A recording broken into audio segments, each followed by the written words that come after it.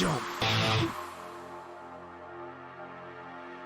Climb out on the roof, just jump, motherfucker, you a lazy little shit. Why not jump and just fucking quit? It's your own fault, boy, you never did enough. And now you're gonna pay for the fucking shit you say. Victim blaming, mental shaming, always bitching cause I'm gaming. But this shit now I'm proclaiming, and I'm aiming for the house of lies that you built on the hill of the dagger that you staggered my ass with. Now you haggard, I'm so aggro. Call your fucking son a faggot. Why so ragged? You a maggot. See $1 and just grab it from the mouth of the starving reprobate. So much hate, bitch, I needed an escape from the rape of my sanity. Humanity is drained from my motherfucking corpse as I hit the fucking dirt. All the fucking hurt and the shit I can't recall dies with me.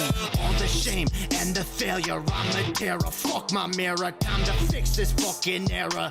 Yeah, I'm the bearer of this shit, and I wear it on my wrist. Now it's time to cut it out and just grow the fuck up. In my mirror, it's a vision that I see of myself. Damn, I'm looking like my father, so why even bother? Or die for my mother, so I'll never treat another the way that he fucked her. I'll break this damn cycle and jump, jump, jump, motherfucker. Jump, jump, jump, motherfucker. Just jump, jump, jump, motherfucker. Jump, jump, jump, motherfucker. When there's evil in my heart and there's Satan in my veins, I'm insane. Best get stitches in my brain or a cane, cause I can't fucking stand on my own 2 feet. Defeat is my only fucking path. I'ma retreat, can't rest until my brain hits the concrete. Fuck you, I'm just tired of this DC and these lies that you fucking spew, and the shit you put me through, and the shit you fucking do. But sometimes I just wonder if the shit you say is true. I'm just so damn rude and irresponsible to boot, and I'm the fucking reason mama's cutting her wrists open. I just see too much, play too much, got some shit to say too much. Never clean my cage, I must. Such a fuss, boy don't cuss. I'ma fucking take your trust, give to God and make it rust. Time to bust, mustn't lust, gonna leave you in the dust. Live a life that's unjust, into hell you will be thrust. Satan is your just reward, you don't get a fucking sword. All of time you won't be bored, only flames, just rest assured. When my warnings you've ignored, you'll be punished by the Lord. Cast aside you are abhorred, grace will never be restored. Jump, jump, jump, motherfucker. Jump, jump, jump, motherfucker. Just jump, jump, jump, motherfucker. Jump, jump, jump, motherfucker. Just jump, jump, jump, motherfucker. Jump, jump, jump, motherfucker. Just jump, jump, jump, motherfucker. Jump, jump, jump, jump.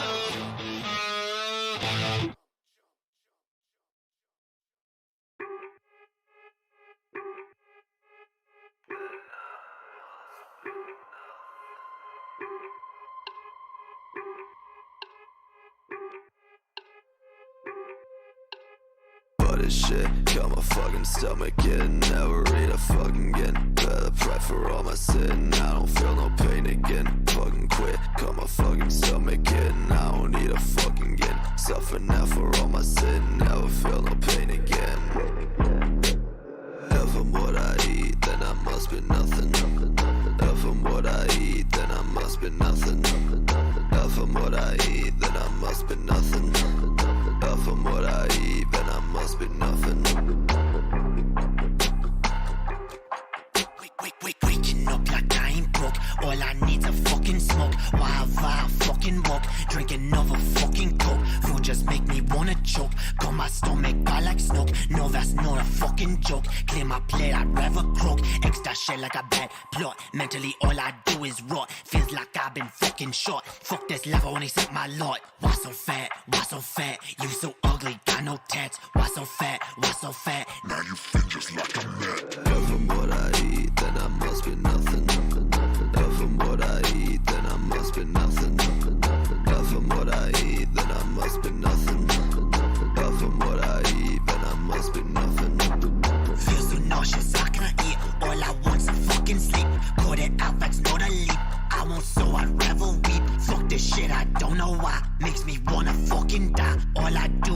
fucking cry. You won't see me eye to eye. I ain't hungry, eat no steak. Want no bake for your cake. Fuck them bitches, they all fake. They just dodge them on a snake. Bile in my throat when I see a fucking note. I don't want to fucking choke. All I need's an antidote. When I die, so she wrote. If I'm what I eat, then I must be nothing. If I'm what I eat, then I must be nothing. If I'm what I eat, then I must be nothing. If I'm what I eat, then I must be nothing.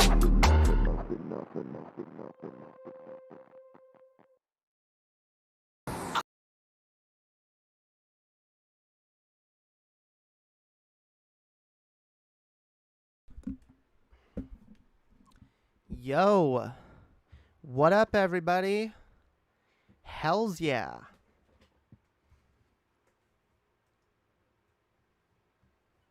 Hells to the fuck yeah, yo. Yo. What? Did I just pin a chat? Did someone pin a chat for me? I don't know. Gizmo Duck, started my night job in half an hour, but had to stop by and say congrats on a whole year as your true self. Thank you. Thank you, Gizmo Duck. I appreciate that. I hope you have a great night at work, or at least one that's not too boring or taxing. I hope you have a great night. Hells yeah. Happy transiversary, Jamie. Hell yeah, thank you. So I was trying to decide if I should call it a traniversary. I was gonna call it a traniversary, but I felt like I couldn't decide if it sounded transphobic or not, okay?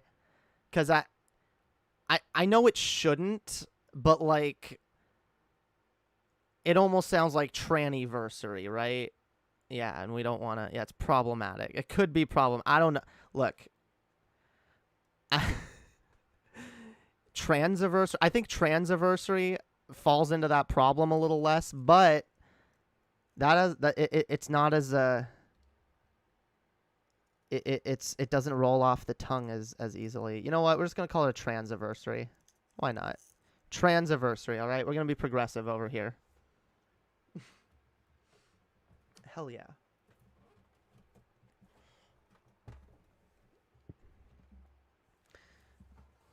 But how's everyone doing, yo?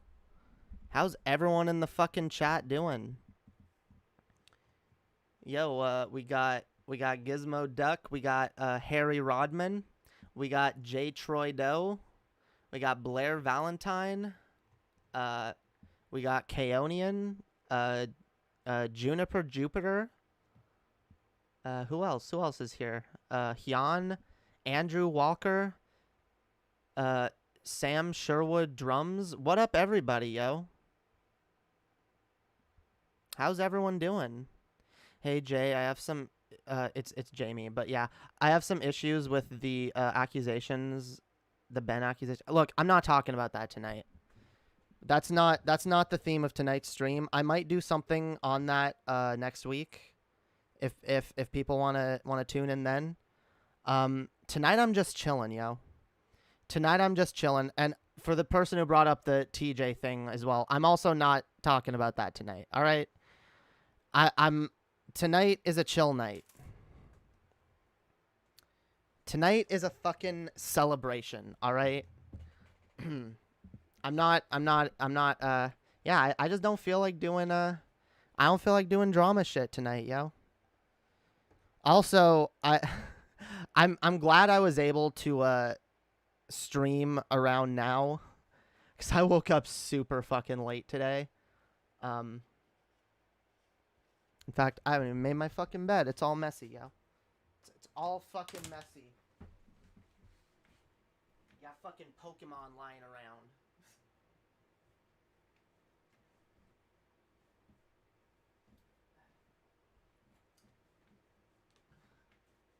Sorry, that was gonna bug me. All right. In fact, you know what? I'm just turn this light off.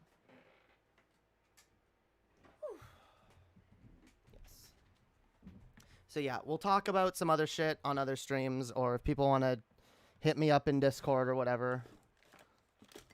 I can talk about other shit. But right now, yeah, we're chilling, yo. Cause it's been a fucking year. And oh, I just realized I'm full screen. Wait. No, there we go. That's better. God damn it. I can't wait till my new screen comes. Cuz I hate having the background behind. I hate y'all being able to see what's behind me cuz I get self-conscious. I'm like it's all messy. People are going to be like picking apart every little fucking item I own. Like, what's that? Why is there an empty A&W cup over there? What the fuck? It's been the year from hell. Yeah, it's been an interesting fucking year, to be sure. It's not the year I would have picked to go through this transition. I'm going to move myself over here because I'm tired of looking that way. There we go. That's better. Okay. Yeah, it's not the year I would have picked. Some crazy shit's been going on in the world, but you know what? I'm just glad that I was able to like grow throughout this time and not let it be an overall negative on my life. Like, I'm actually really grateful that that's the case. That, like, because in a different part of my life, COVID could have just been a thing that, like, wrecked me and made me just, like, so much more depressed and less likely to do anything or feel motivated for anything. And I recognize a lot of people went through that, and that really sucks. And I hope that everyone who's gone through that shit is able to find some sort of rest or some sort of like peace with like everything that's going on, because it does suck. It does suck. I'm gonna fix this because monitor glare. There we go.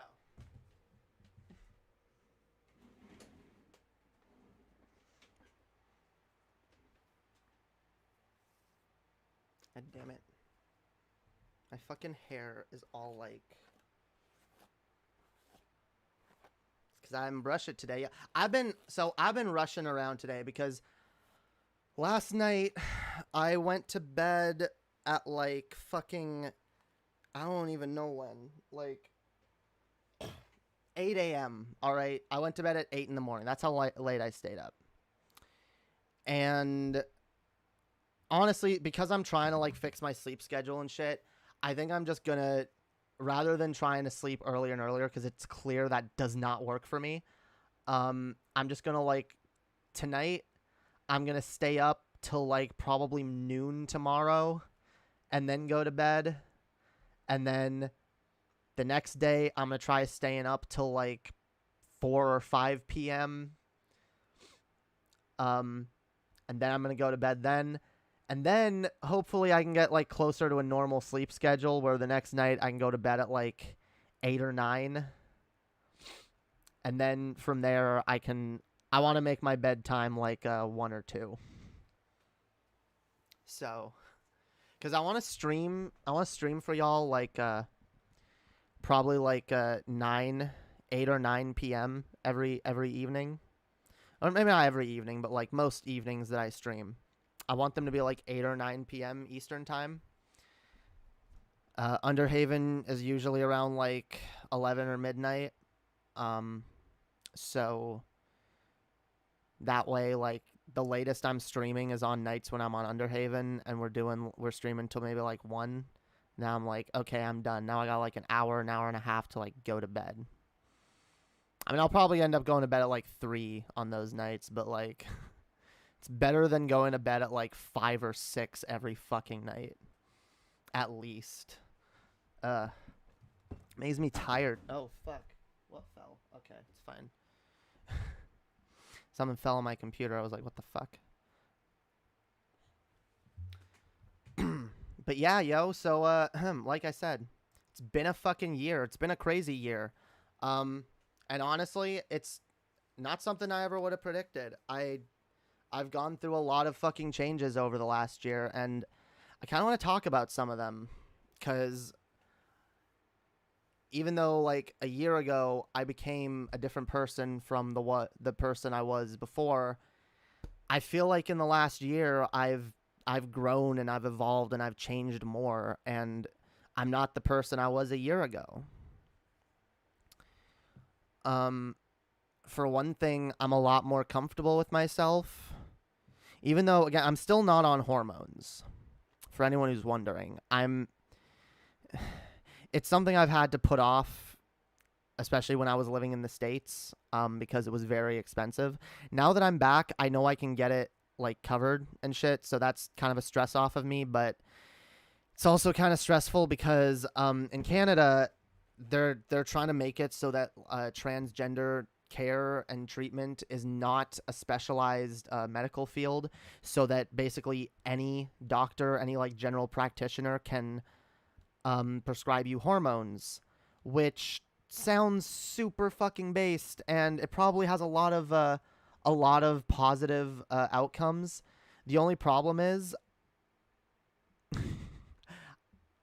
it's a very scary thing to do, to go through with this sort of thing, and to like seek, not to go through with it, but to seek help for it. Like, if I could just pressed a button and like had like the hormones given to me, I would have done that already. But like, it's, and I do have like that level of social anxiety and shit where it's very hard for me to like, ask people for help, even if it's someone whose job it is to literally fucking help me. Which I realize that. I realize it's my doctor's job to fucking, like, if he can't prescribe me hormones, like if he doesn't know anything about it, he doesn't feel comfortable doing it, it's his job to, at the very least, direct me to someone who can. So, with all that in mind, like, I know it's not as big a deal as I probably made it out in my head at first, but it's still scary. It's still fucking scary. Like, so, yeah, I've been kind of researching that stuff this last week because I really wasn't sure how it worked here in Canada. So I've been figuring that out, and I plan to make a call like on Monday. Like, it's the weekend now, so I'm like, I ran out of the week, yo. But I did it online, Plume it's called. I don't know if that'll work in Canada, maybe.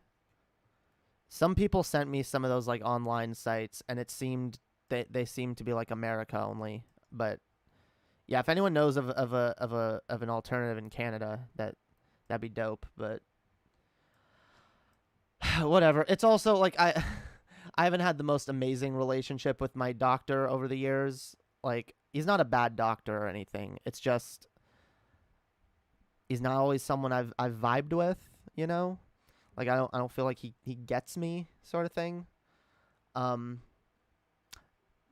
But yeah, I don't know. Yeah, I can't really relate to him at all, and it makes it very hard to like explain things. And I feel like most doctors in general just act super fucking skeptical when you tell them fucking anything, which I also I don't look forward to the idea of someone being skeptical of my identity and my desire to move forward with, medical transitioning, because I've thought of it. I've had a year to think of it, all right? And I can prove that to fucking any fucking medical professional doesn't agree with me either. I've got a channel to prove it, all right? I have been dealing with this for a year. I have been socially out as a trans woman for a fucking year, which a lot of trans people don't even do. I didn't realize this at the time even, but like, I've met a lot more trans people and talked to and heard from trans people who kept it under wraps while they were transitioning and came out once they were already on hormones. Part of me kind of wishes I could have done that, but it wasn't really viable where I was at in my life or geographically at the time. So I've kind of just I've had a lot more time to like think about it and kind of just like really like honestly just like sit there and be like, oh my god, I need it, I want it, like, why can't I be on hormones yet? Holy fuck.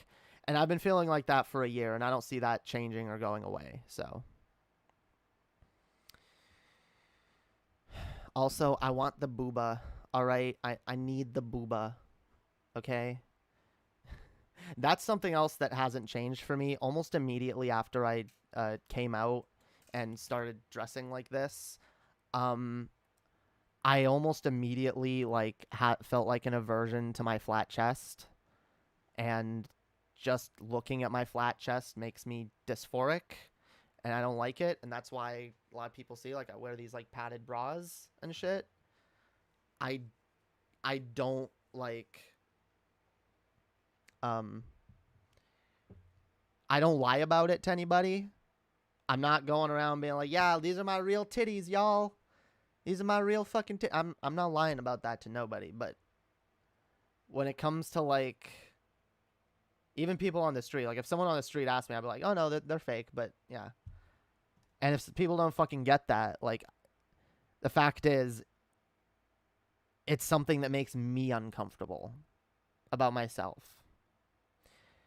And it's something that's honestly always made me uncomfortable in a way. And this is, I'm just speaking to my own experiences and what I've noticed about myself. But personally, and that, in order to understand this, by the way, it requires a level of charitability that some people out there don't have, and I get that. I already know what the responses and to that are, that what the transphobic or TERF talking points would be. I don't really care. I know me. I know my mind. I know the way I think. I know who I am and what I want.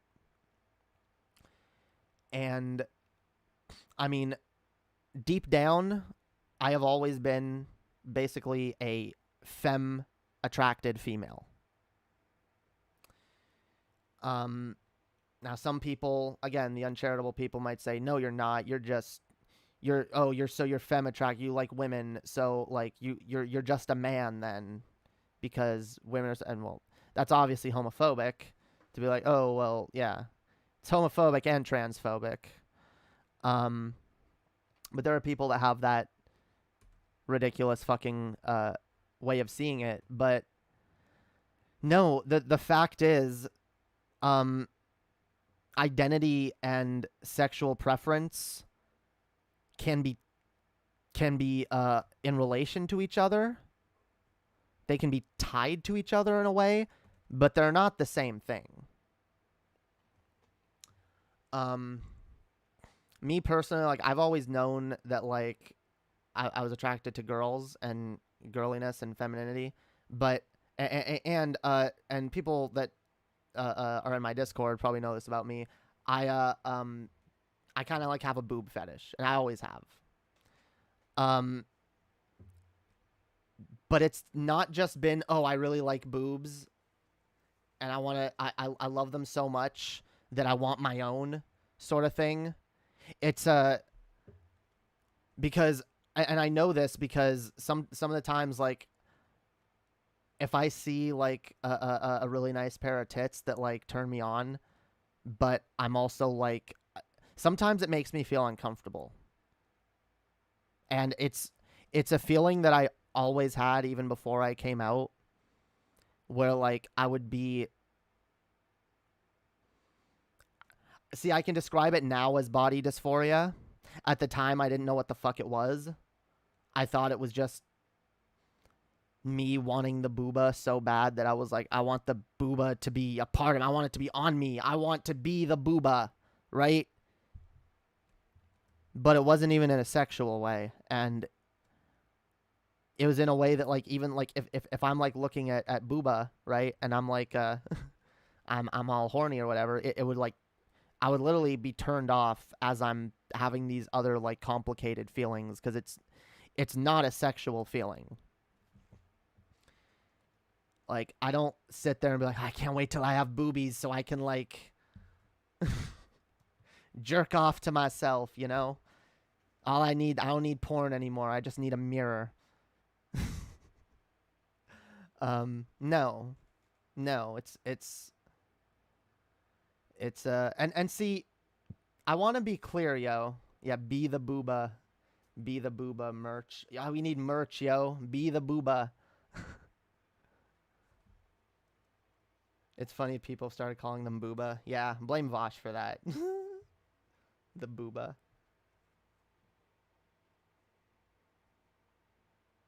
God damn it, my shirt is coming apart. Fuck, I hate strings. I hate like a string gets caught on something, it gets loose, and then it pulls more and more and more, and you're like, no, stop. You're gonna ruin my cute top. I love this top. I got it on sale. It was sexy.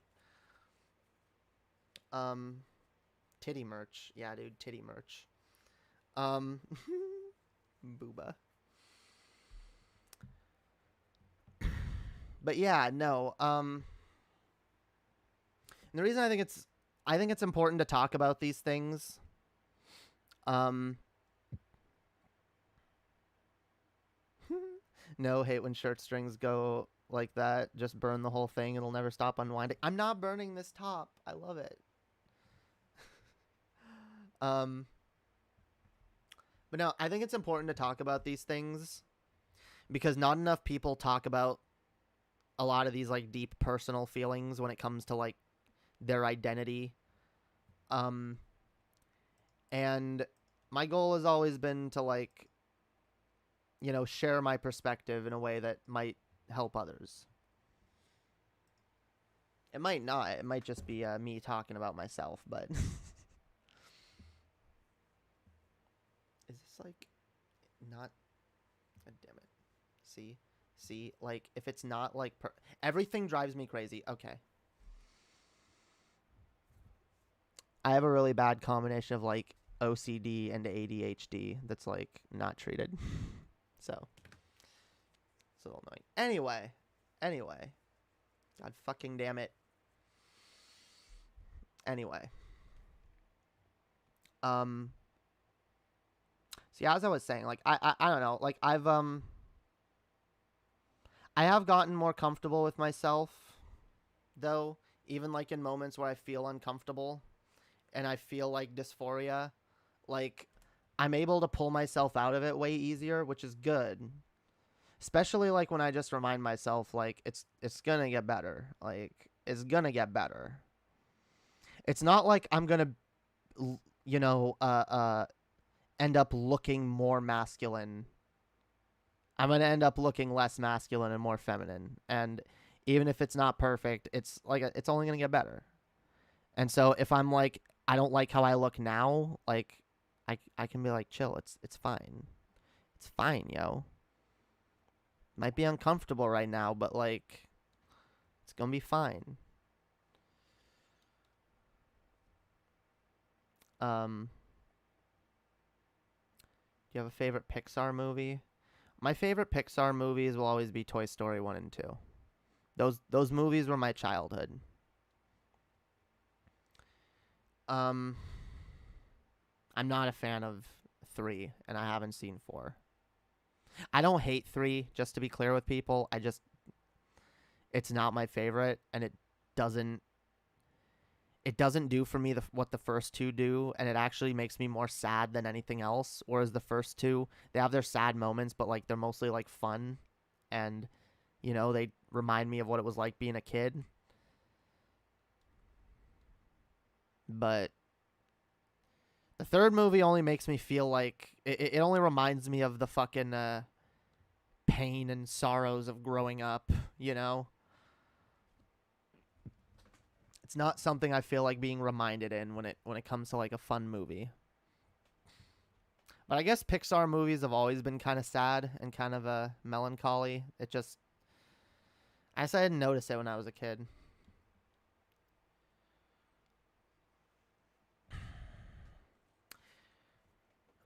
But yeah, dude, here's another thing. My sexuality, or at least my understanding of it, has kind of changed over the last year.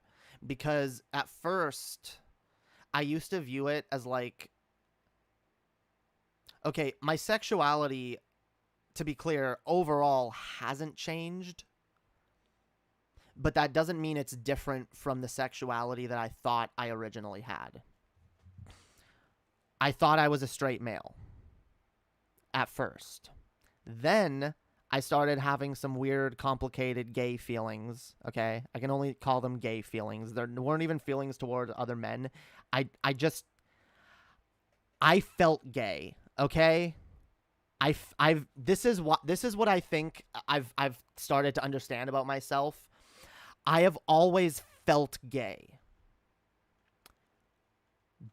But I knew I wasn't gay when I identified as I knew I wasn't a gay male, I should say. I knew I was never a gay male. So the closest the closest label I could find to identify myself at the time was bi. Because I was like, well, I like booba. I like I like pussy, right? I like I like all that shit, but I wouldn't say no to a dick. And at the same time, you know, for the most part, I think women are really hot and really cute and shit. But like, there's a few guys, not a lot, but like, there are guys I'm like, yeah, he's kind of cute. Although, I can't tell yet if it's just like more like feminine guys that I find cute. That probably is what it comes down to. Or more down to personality, probably even, because, okay, well, this is the thing. This is where it gets a little complicated, because I understand, I feel like I understand my sexuality so much more, but the more I understand it, the harder it is to explain it. I'm not just gay, because, okay, this is when it comes to gender and what I'm attracted to physically, okay? I'm femme attracted, so I'm gay. Because, again, I've always been a woman. I've always felt like a woman deep down inside. I've always, you know, I just didn't know that that's what I was. So I believe that, and I talked about this in my other stream that I talked about the other day about redefining my sexuality and kind of coming out as like a lesbian and being like, I know now I'm a lesbian. And because the way I describe it is, at least for me, I've always liked girls, but in a gay way, okay? I'm not saying there's not similarities to like the way straight guys like girls and the way gay girls like girls, but I think there is a little bit of a difference, and I think there's a bit of a difference in like those relationships, slightly different dynamics, and I feel like I can relate to lesbians in general a lot better than I can to a straight man pining over a woman, or a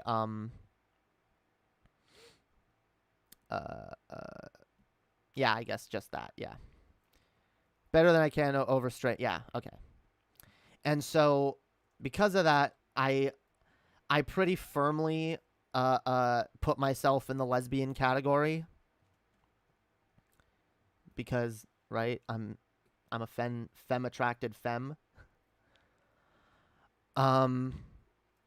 which again is different from a femme attracted male.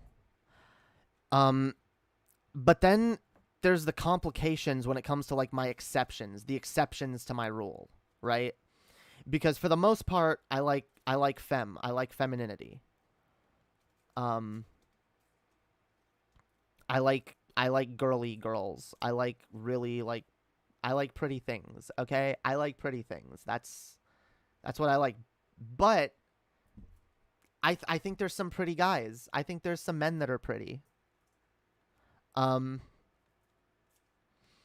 for example, I think who's the dude? I forget. Okay, any of y'all seen the show Shadowhunters on Netflix?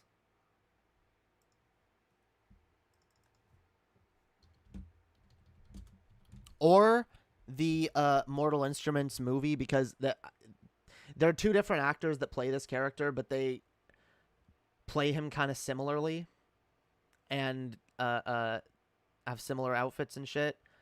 Here we go.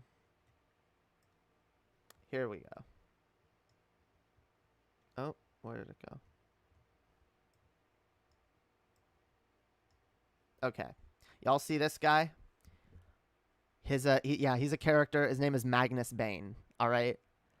I find him extremely attractive. I think he's really pretty. And I'd probably make out with him.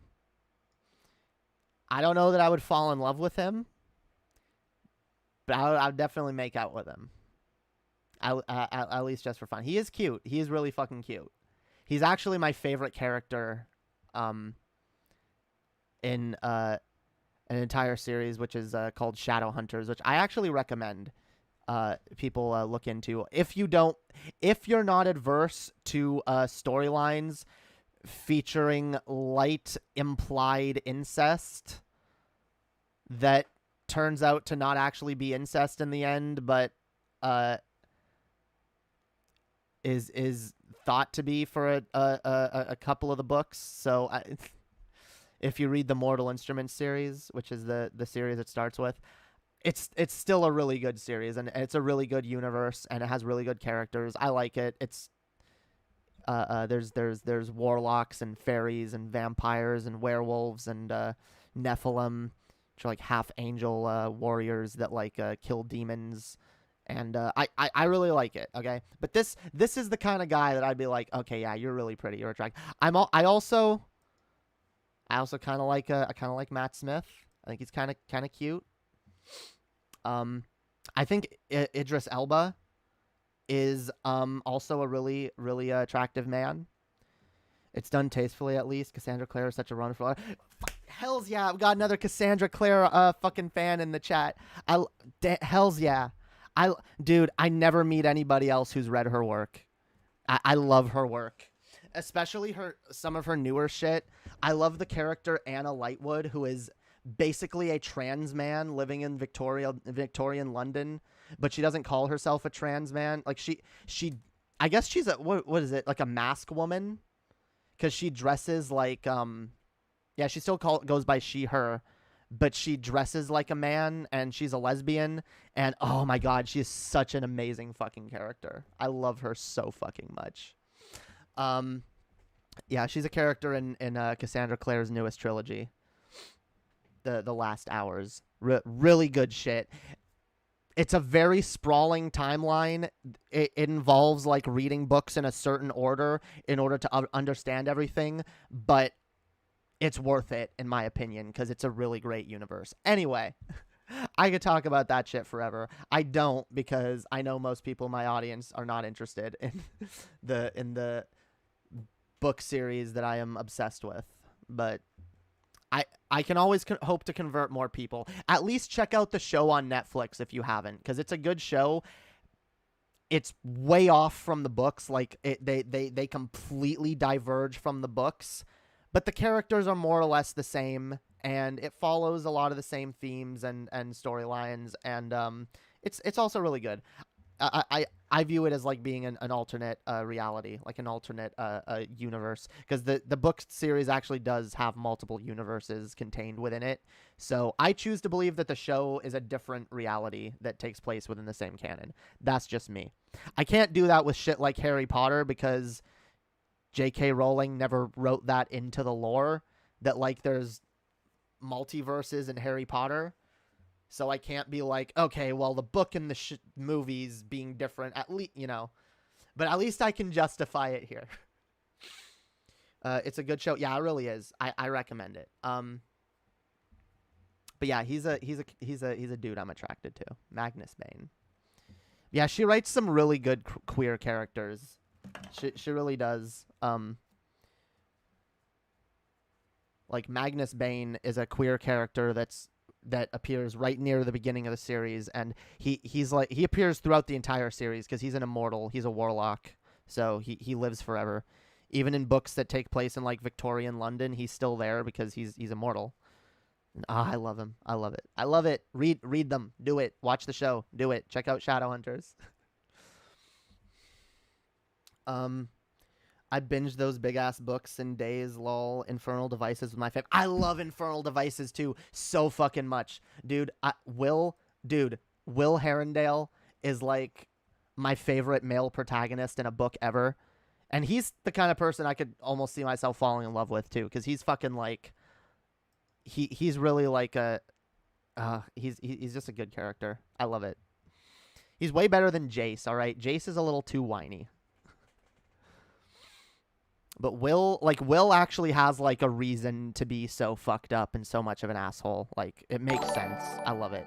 Whoa. Happy anniversary of transitioning. I'm still right about cyclists.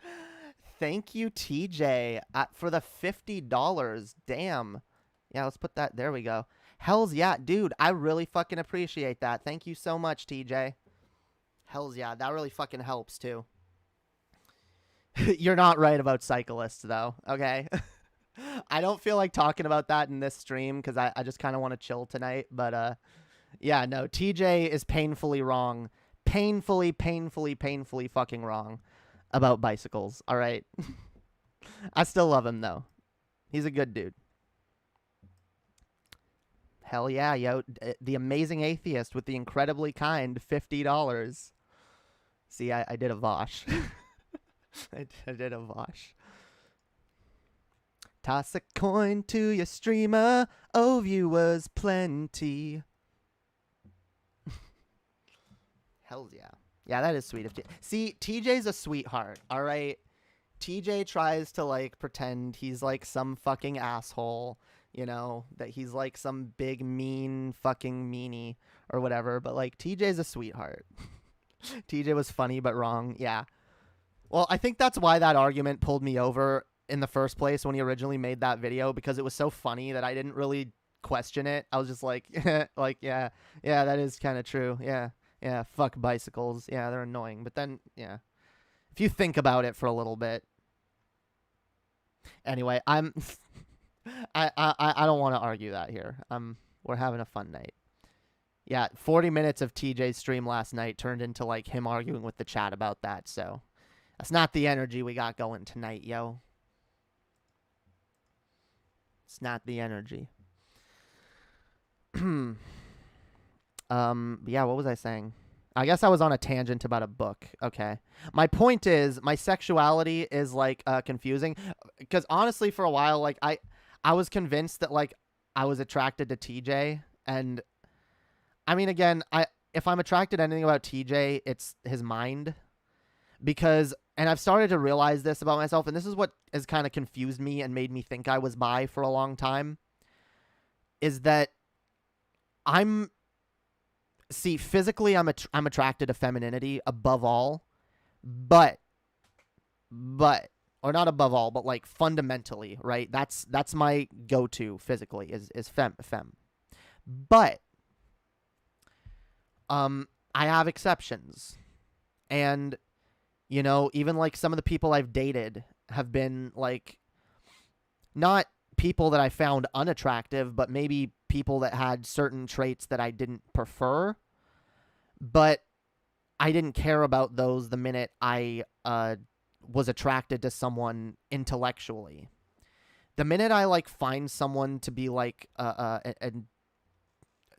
the minute I'm, like, intellectually attracted to someone, like, attracted to their mind, I think I start to care a whole lot less what they look like, or even what gender they are, or how they express themselves.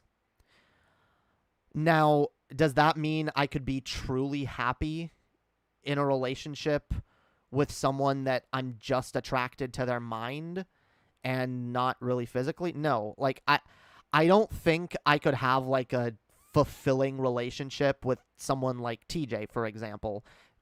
Because, like, again, like, I can be attracted to your mind, and I can be, you know, I can think you're really intelligent and be like, oh, yeah, that's a turn on for me. But that doesn't mean that you have everything else that I'm looking for necessarily. So that's why I don't use, like, sapiosexual as a label for myself, because it's not something that comes first and foremost for me. It's something that's a contributing factor. Another label that I think adheres to me, and probably a little bit better, is demisexual. Now, can I look at someone and be like, oh, yeah, you're hot, like, that you turn me on sort of thing? Yes. However, I've never really felt comfortable or been able to have sexual encounters with anyone that I don't first have an emotional connection with. Anytime I've tried, I've always it's always been like a disastrous thing for me. Like later, like it turns into a thing that's almost more traumatic for me going on and looking back at it. Not in any way that is the fault of any of the people that I've been with on any level. I think it's just something that I wasn't fully aware of myself, that I needed that emotional connection. And I think a few times in my life I've kind of just allowed my physical urges to overtake how I really feel. And so I've ended up ignoring what I need and what is prudent for me in favor of my impulsive urges. And again, I always feel negatively after this.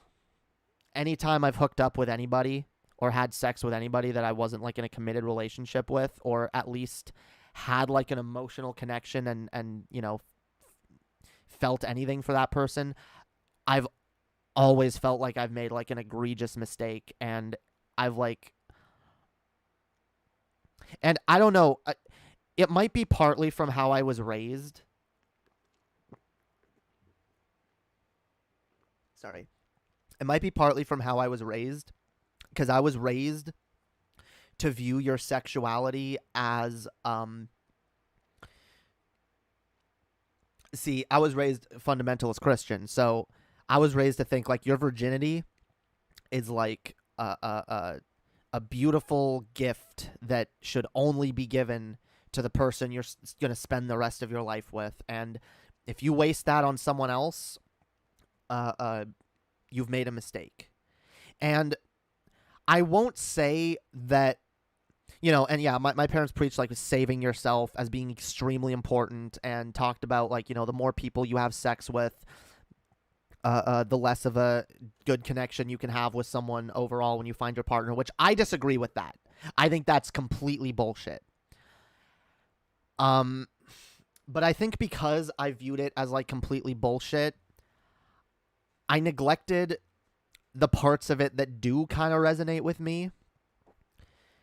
That I'm someone who does think that sex matters. Like, I don't think it's sacred.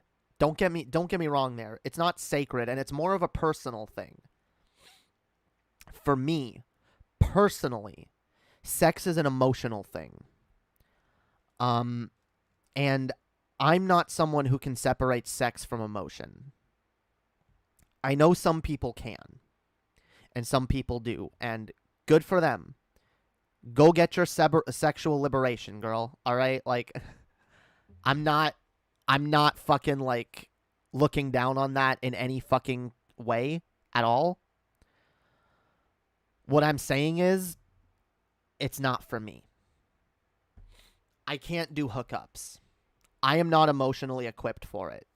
And that might be a thing in me that's unhealthy, but it's a thing in me that exists that I can't ignore. And rather than viewing it as unhealthy, I view it as just a part of who I am.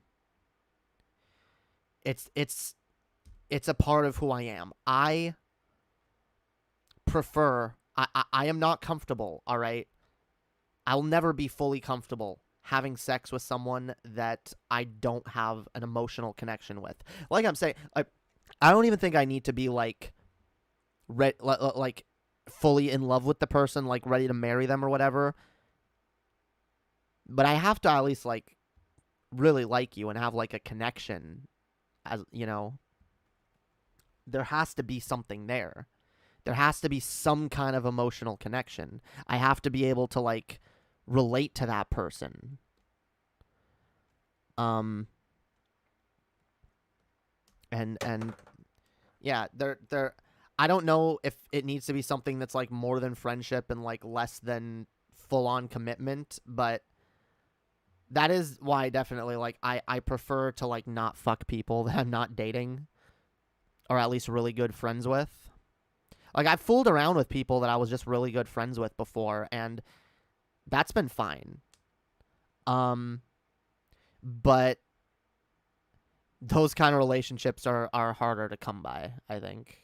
To be like, oh yeah, I really like have this connection with you as a friend, and you know, I really think you're cool, and I'm not necessarily in love with you, but hey, I'm also kind of attracted to you, and oh, you're attracted to me, so let's like yeah, those types of relationships are really hard to come by in my experience. And I don't necessarily seek them out either, because again, I prefer a more emotional connection, and I prefer some level of commitment. I'm right there with you. I've hooked up in my past, but there's always been guilt and shame after the fact. It's when when it's with a rando, it feels different. Yeah, it's I don't know how to describe it. It's just always felt wrong to me. And again, maybe that's like the result of my upbringing.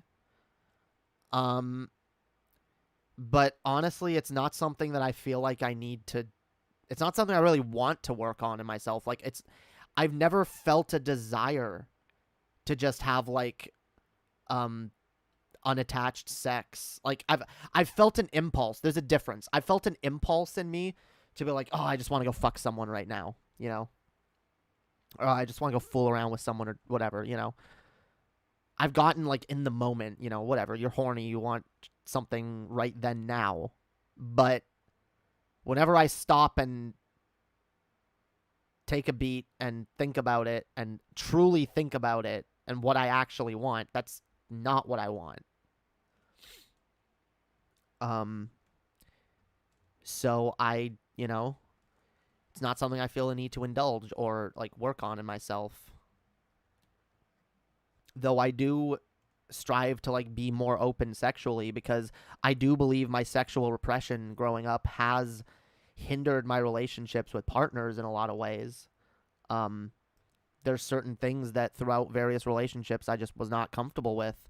The interesting thing, though, is there's things that I haven't been comfortable with one partner, but then with the next partner, I try it again, or I feel more comfortable with that person, and then suddenly, like, I like the thing, like, you know,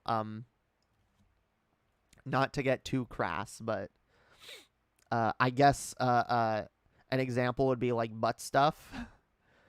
Like, in past relationships, like, it's like turned me off, like, and it's been like, don't even go there, I don't even think about it. But in later relationships, it's been something that's kind of like, okay, yeah, I might experiment a little bit, but then I don't know, I still don't love it. And then it went to something that's like, oh, and you know, it might be something I want to explore more in future relationships. You know, we evolve, we discover things about ourselves, we understand ourselves better as we experience more. That's always true. So I think that's definitely a part of it. God damn it, my fucking my nose is all stuffy. I don't know if it like affects my voice. If y'all can like hear it. It's fucking annoying. Yeah, I don't know what it is. This climate is not good for my sinuses. I did not have this problem nearly as bad when I was in New Mexico.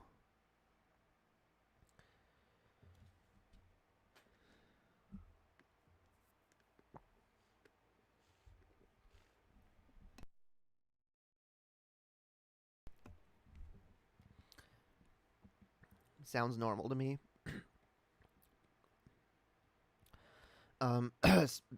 Speaking as someone who has never had casual sex, and I understand some people are just wired differently, but couldn't some of this just come from leftover religious indoctrination? Because religion hammers in unmarried sex is bad. Not that it deters it all that much. No. Like, I fully recognize, like I said, I do think it might be a little bit of leftover, like, indoctrination. But at this point, I feel like it's so core to who I am And I don't know if I'll ever be able to separate sex from emotion. Maybe I am just naturally like demisexual.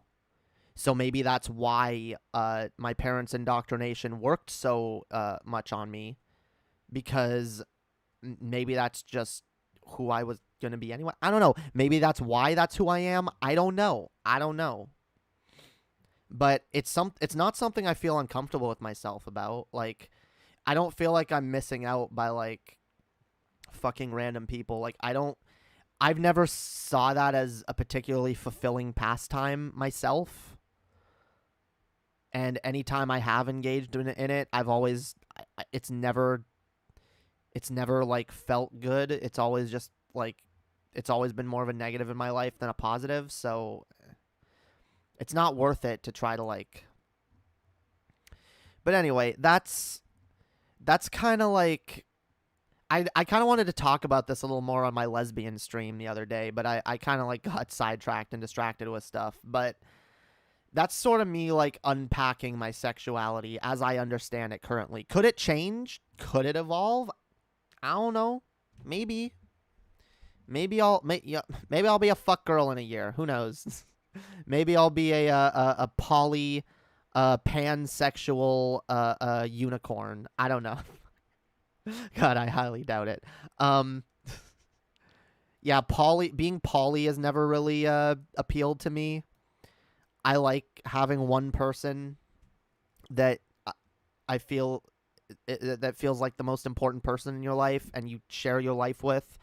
I think it's important to share your life with other people outside of that too and have friends and shit, but when it comes to like sexuality and that kind of like emotion and shit and the the desire to like open up to someone and share every aspect of your life with that person, like, look, I get jealous. I'm not gonna lie. I'm kind of a jealous type. A little bit. I'm not super jealous. Like, I'm the kind of person, if my ex or if my current partner is like on decent terms with their ex, I don't really care. As long as I know that that person loves me and cares about me and is putting our relationship first. Like, if they're friends with their ex, I really don't care. Now, if I think they're still attracted to their ex or they've still got feelings for them, that's when I start getting a little bit jealous. Or if I can see that that person is like dominating all of their time or all of their thoughts, I start to get a little annoyed, and I'm like, okay, like, you're not in a relationship with that person anymore, right? So like, why are you so like, but like, I realize that that's kind of unhealthy and I try not to engage in it. So it just ends up being like a repressed thing. But I'm also someone like, I don't like hearing about my partner's past conquests as well. Like, it kind of just, I don't know why. Like, I recognize it's an unhealthy feeling and thought, so I never really tell anyone not to. I don't want people to suppress themselves or censor themselves with me. But like, it's something that for me, I can kind of be like,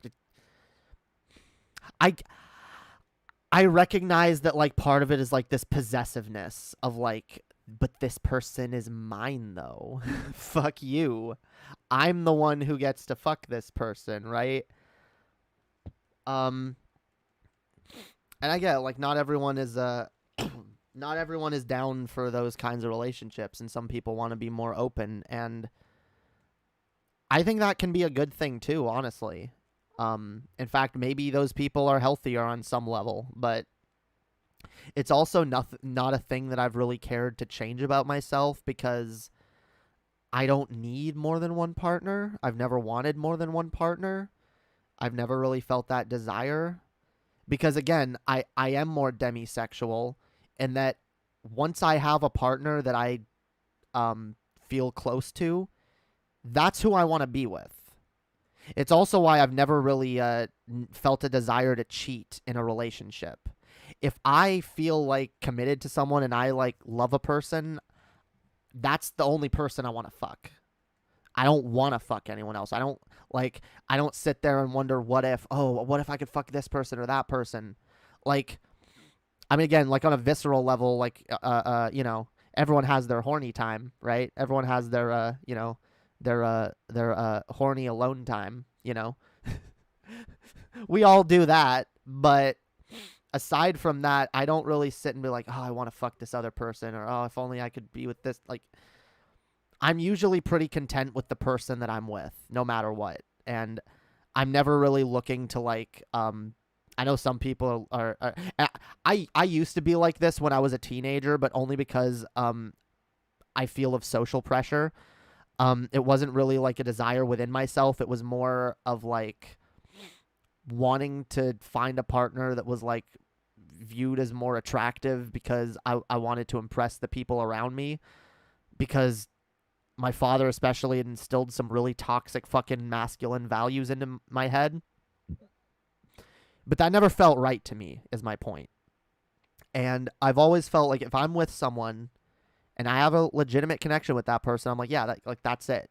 Like, you're all I want. Like, I'm not sitting there being like, oh, you know, oh, if only I had a hotter girlfriend, you know. And I know there's some guys that do this, that are like, oh, like, you know, oh, they're always looking to trade up, you know.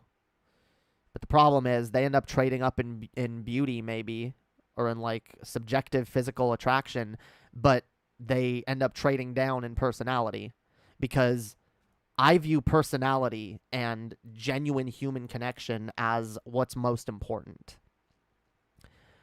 If I have a connection with you, then we're connected. And I've even thought about this before with my partners, and I'm like, you know, if you came out as like trans and started identifying as a trans man, I have genuinely felt like, yeah, you know, I would probably still love that person, and you know, I'd probably still be attracted to that person because I'm attracted to their mind. But yeah, I'm attracted to the mind within a person. I don't care about, like, I really, when it comes down to it, and that's kind of what demisexual means to me, is that, like, when it comes down to it, I don't care what shell you're in. Like, it's not really a big deal. Like, at least once I already have a connection. That's the other thing, because I've talked to people before that I've been like, I'm not attracted to this person, I'll never date this person, but then I talk to them and I'm like, oh, I actually am attracted to you now. Yeah, that happened. That's literally happened to me in like so many of my relationships, where I start off with like just talking to a friend and being like, yeah, whatever, I don't really care, like I'm not really into this person, but like then I start to realize there's more of a connection, and I'm like, oh, I don't know. I do still think like I do still think like it's harder if the person's not a woman and not at least somewhat attracted to me, because overall, like I don't know, maybe I wouldn't like. It's harder for me to like see that attraction and like of someone's mind if there's not like a spark of physical attraction there as well. Yeah. Again, they got to have the booba, all right? If you got a nice mind and a nice booba, all right, we'll get along.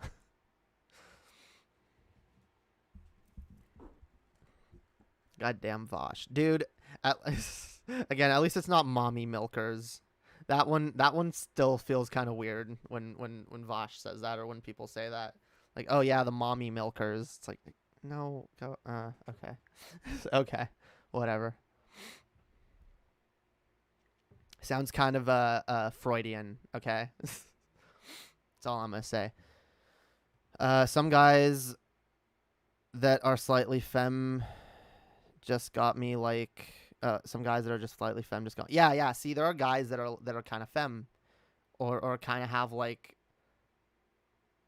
I don't know. Am I making sense here, guys? Am I contradicting myself? I almost feel like I'm contradicting myself a little bit in that, like, I'm attracted to someone's mind, but I'm attracted to femininity, but I'm attracted to someone's mind, but I could potentially be with someone who's not that feminine, but I still prefer it, and it's still what I go for, and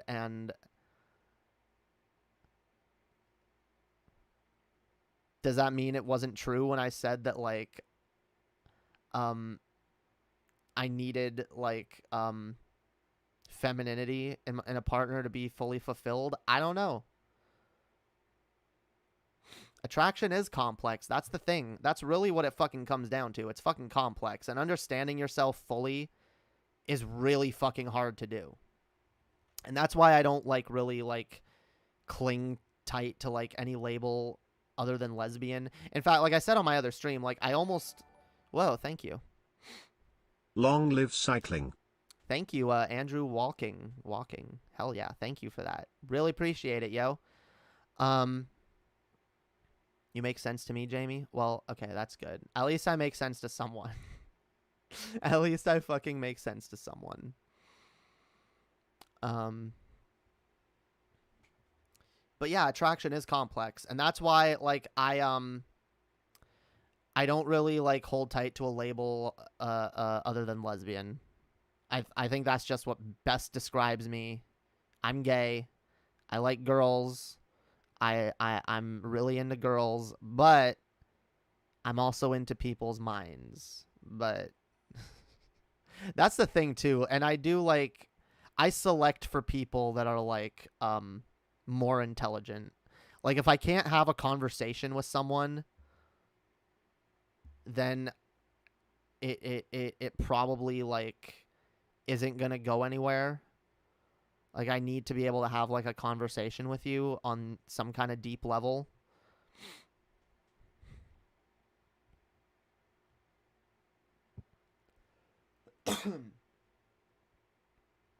But yeah, that's also why I don't, like, identify more as a demisexual, because then that would mean, or as a sapiosexual, because then that would mean, like, oh, like, I'm open to everybody, and I'm kind of not. Honestly, I I just want to be in a relationship with a cute girl that can think for herself. That's all I really want. But yeah, yo. I guess trans is part of my identity too, but trans is actually, I feel trans is less important to my identity and will become, like, maybe not right now, but as I transition more and more, it will become less and less important to my identity, whereas lesbian will always be pretty important to my identity.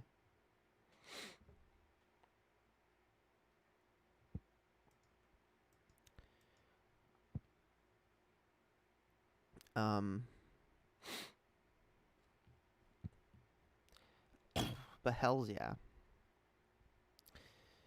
I don't know. Like I said, I've come a long way, yo.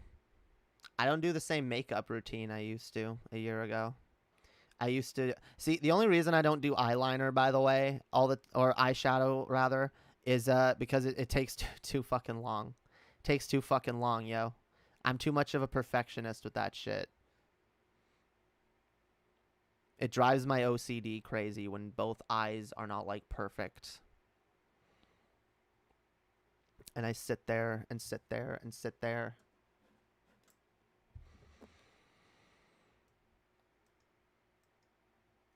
Doing that makeup, yo. I gotta get better at it. I gotta get, like, over this last year, like, people kept telling me, like, oh, go watch, like, makeup videos, but I'm just like, I don't know why I have, like, an aversion to watching makeup videos. I feel like I already overthink my makeup routine way too much, and I don't want to overthink it more. And I don't know. I probably should. Maybe I can learn how to actually do my makeup so that I can go on camera without fucking filters. That probably requires, like, better lighting, though. Sometimes what you want isn't what you get or need. You can't always get what you want, but if you try sometimes, you'll find you get what you need. Hell yeah. Eyeliner drives me nuts. It has to be perfect or I won't do it. See, eyeliner doesn't really bother me as much. Like, I do like the waterline of both my eyes with black, and that's about it. I don't really fuck with the top because that's more complicated. But I like doing eyeshadow. I'm too much of a perfectionist. And, like, I will notice every little difference between one eye and the other. I'll be like, God damn it, no. And then that, and then I'll fix something, and then it'll be uneven again. Like, it's frustrating.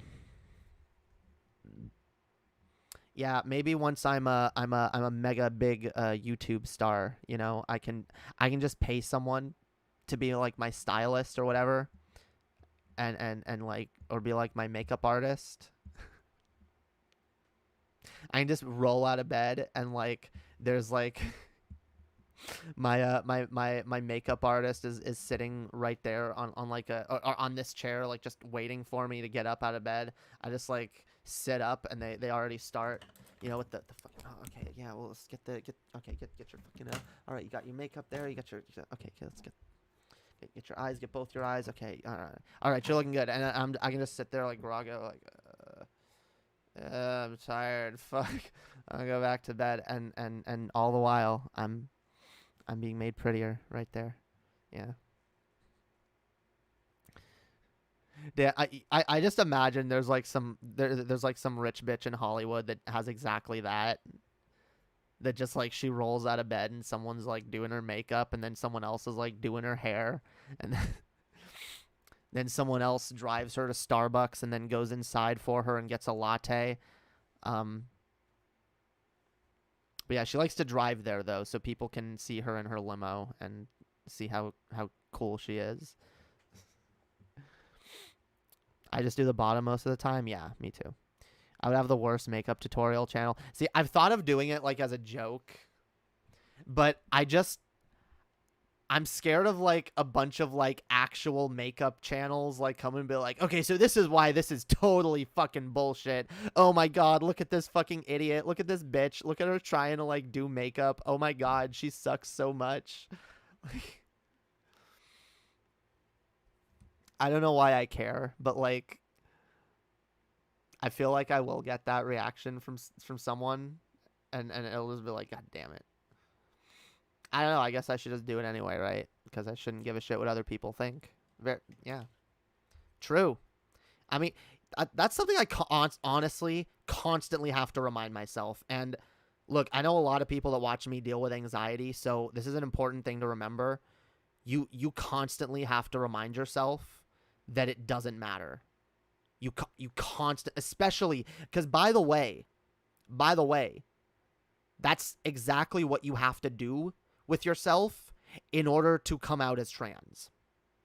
If you feel like you might be trans, I'm telling you, you don't have to do this, but you should, because it's extremely important and it will affect whether or not you're able to handle life being trans.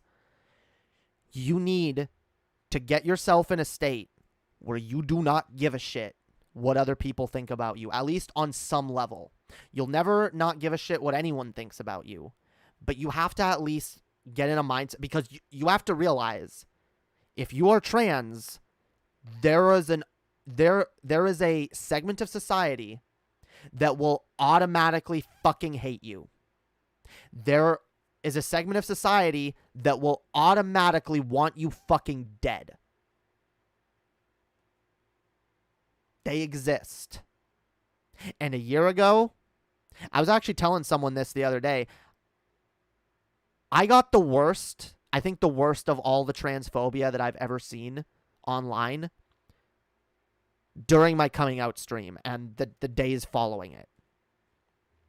That was when I think I saw like the most people coming at me and being like, fuck you, you're ugly, you're a man, you should kill yourself. There was a lot of it. There was a lot of it. And I knew it was going to come, but it still startled me when I fucking saw it. I was like, holy shit. I was like, can I handle this?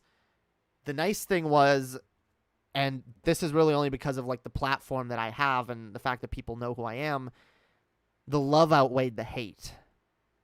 And because the love outweighed the hate, I was able to deal with it better in that moment. Because even though I kind of was like, well, okay, I don't care what idiots think, right? But then it's like, well, who's an idiot? If you just say, oh, I don't care what dumb people think, but then you see like a bunch of people coming at you, it's like, are they all just a bunch of idiots, or are they all, or do maybe some of them have like a point? And especially when they're like reinforcing some of the shit that you already think of yourself, that's going to be harder. That's going to make you question yourself more. So you have to be able to just realize, put yourself first. Say, at the end of the day, it doesn't matter how anybody else fucking views me. I know how I view me. I know who I am. I know what I am. And I don't need anybody else to tell me who or what I am. I am me. And I'm gonna be me. Unapologetically, bitch. I'm gonna be me, and if you don't like it, you can go fuck off.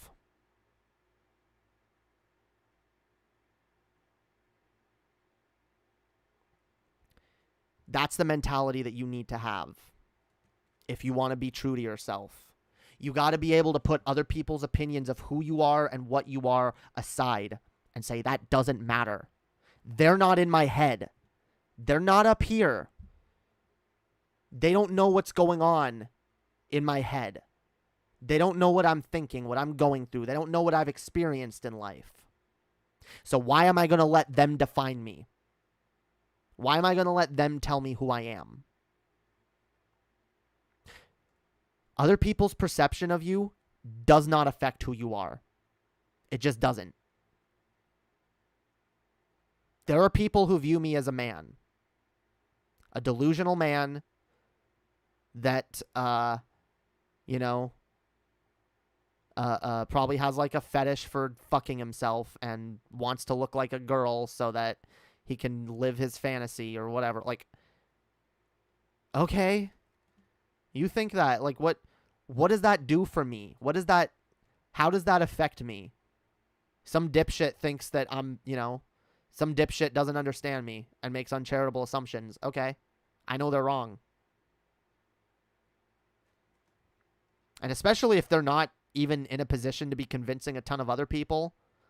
Like, I could even get, like, maybe being a little more upset about if it's someone who's in, like, a position of power over you or others that's belittling you and or misrepresenting you and making people think you're something you're not. But even that doesn't really matter at the end of the fucking day. I get that we all have this, like, social need to be liked. I mean, it's evolutionary. Since the beginning of time, like, no one wanted to be the one kicked out of their tribe. So we try not to embarrass ourselves. But by trying not to embarrass ourselves, a lot of the time, I think, I know, because I've done it and I see other people do it, by trying not to embarrass yourself, you end up embarrassing yourself more.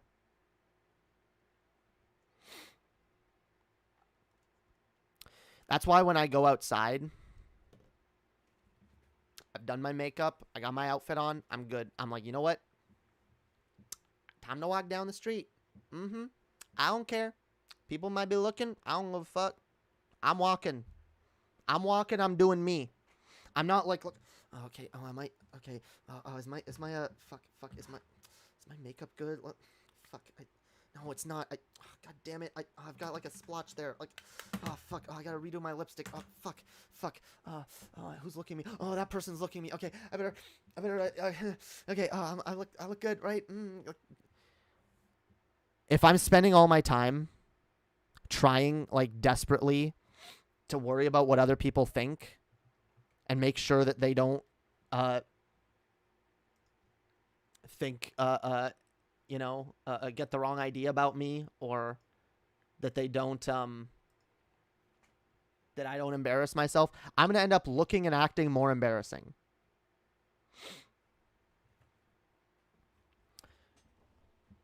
Here's another example. If I'm like in a social setting and I say something dumb, right? I just, I didn't really think. I just kind of like, I just said a thing. And wasn't the smartest. And now I'm thinking, oh my God, everyone knows I said that thing. Oh my, it's so fucking stupid. What are people going to think of me? People are going to think I'm a bad person. People are going to think I'm an idiot. Oh, fuck. Should I explain? And then I start being like, by the way, guys, that thing I said 5 minutes ago, just to clarify, guys, I just want everyone to know I didn't mean this when I said this thing. Just so everyone knows, I meant this, right? And I want everyone to understand that I wasn't trying to offend anyone, and I hope no one took that thing I said the wrong way, and even if, look, it wasn't the smartest thing to say, and yeah, whatever, I haven't really had anything to eat today. I'm kind of like anxious, and I'm not feeling the greatest, and I'm nervous because like I've got a job interview coming up, and god damn, man, I'm just, look, I really hope, like, guys, don't hold it against me, okay? Like, please, like, I'm that sort of shit reeks of insecurity and desperation for other people to like you. And at the end of the day, again, your desire to be perceived as cool or be liked makes you look worse, draws more attention to yourself, and makes people think worse of you, because now they see that you're so obsessed with that thing, and they're like, why do you care so much? Or for example, like if I said a thing and I was worried it might have come across as racist, okay? I made a joke, and maybe one person in the group said, hey, that sounds kind of racist. And I was like, oh, I'm sorry. Like, okay, I didn't mean it that way. And they're like, no, that's fine. That's cool. And then 5 minutes from then, I'm like, guys, just so you know, everyone's talking, the conversation has changed, but I'm still like, guys, just so you know, I'm not racist, okay? I don't, just in case anyone still thinks I'm racist because I said that thing, I'm not racist, okay? I get that was a dumb thing to say. Look, I love black people. I have a shit ton of black friends, guys. I'm not racist. You guys gotta believe me, right? Now someone's gonna be like, she doth protest too much, maybe? That's what gets in people's minds. Like, what? Why is she trying so hard to convince us that she's not racist? Maybe because there's something there? Maybe a little bit? It's not even necessarily true, right? Maybe I'm just in my own head, and I'm like super anxious and super worried about how everyone else is going to perceive the thing I said. But in reality, and this is a lesson so many people need to learn. I needed to learn this over and over and over. Most of the time, the shit that you say, especially in like a social setting where like a bunch of people are talking and spouting off and saying their ideas, most of the shit you say, people don't sit and obsess over it the way you do. Not even a little bit. You obsess over the things you say way more than other people. And most of the time, the thing you're obsessing over, everybody already forgot that you said in the first place. And so why am I bringing this up? Because this way of thinking, this understanding that I had to come to was fundamental in order for me to deconstruct my willingness to care and my anxiety over how other people perceived me in every fucking moment. Because I couldn't handle going outside right now if I was still worried about everybody looking at every little feature. Oh, look at that. Like, oh, he's got that. That's totally a dude. Look, you can see like his jawline and his eyebrow ridge and this and that. And like, oh, I can see a bulge there. You know, like if I worried about every little thing, I wouldn't be able to leave my fucking house. And I like being able to leave my fucking house. I like feeling free in society, feeling like I can just be me and I don't care. I like it. And it's so freeing. It feels so healthy. So it's important to be able to like, and again, especially if you have anxiety, develop this mindset where you're able to like disconnect from disconnect yourself from what other people think. Realize it doesn't matter. Put it aside. What do you think? What do you think about you? Who are you? What do you believe about yourself? And here's another thing. And this is where like a lot of really uncomfortable shit comes up, but it's something that I had to go through, and it's something I did when deconstructing my gender and deconstructing other things about me. If someone says something about you that offends you, that genuinely, to your core, hurts and feels like a stab to your very inner being, try doing this. Rather than worrying about why that person said that and trying to like convince them to not think that way about you, realize that that's not important. But what's more important is, why does that affect you the way it does? I'm going to say this again because this is so fucking important. People, you guys need to listen to this. Again, especially if you have anxiety. It is important when someone says something that really cuts to your core, that really bothers you, really hurts to hear, that when someone says something and you don't want them to believe it about you, you don't want them to think this thing is true, you don't want them to like, you're so afraid of how they'll react, it is far more important. Put aside what they think. It doesn't matter. What matters is, why does it affect you in the way that it does? Why do you care? Ask yourself these questions. Understand this about yourself. Why do you care? I'll give y'all an example, and this is a very important example, and it shows why this is so important. Long before I transitioned, before I even started growing a beard and calling myself Lord Darké, I used to always shave. I used to like having a clean, smooth face. And I used to like letting my hair grow long. Those things felt natural to me. But what made me feel weird was when someone would randomly like mistake me for a girl. And there were a few times this happened. There were a few times in school that like when playing around with other dudes and you know they start like they start playing like insults back and forth. Like, hey, you're a bitch, you're a pussy. You know, I always hated being called a bitch or a pussy or a sissy or a faggot or a girl. I hated being called a girl. They're like, you're a girl, you're a little bitch. I hated it. It hurt. It hurt to my core. But looking at me now, you wouldn't think it would, right? You'd be like, well, but you always were a girl, right? And I didn't understand why that hurt.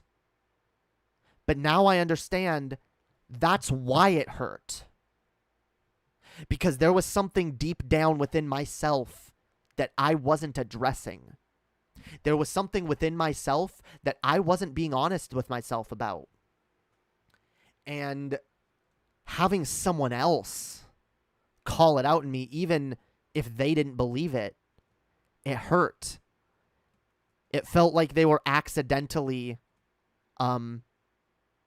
poking at an open wound. You know?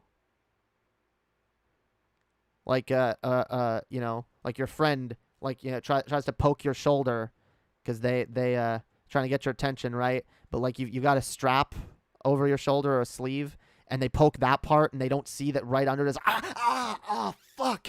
Dude, like there's an open wound right under that sleeve, yo. Oh, that hurts so fucking much.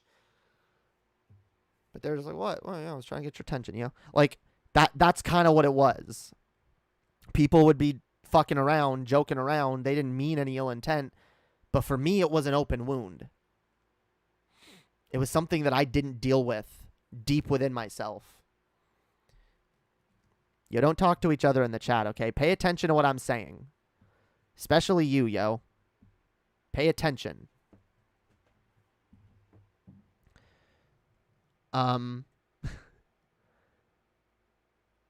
There was something deep within myself that I wasn't asking myself. There was something that made me uncomfortable. I didn't know why, and I didn't want to know why. I buried it. So when I got called a girl one too many times, it finally got to me once when I was like getting on the bus with an ex of mine, and the bus driver was like, "Oh, have a lovely day, ladies."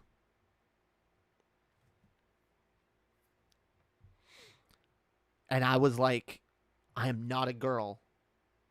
And immediately from that moment on, I got a haircut that week.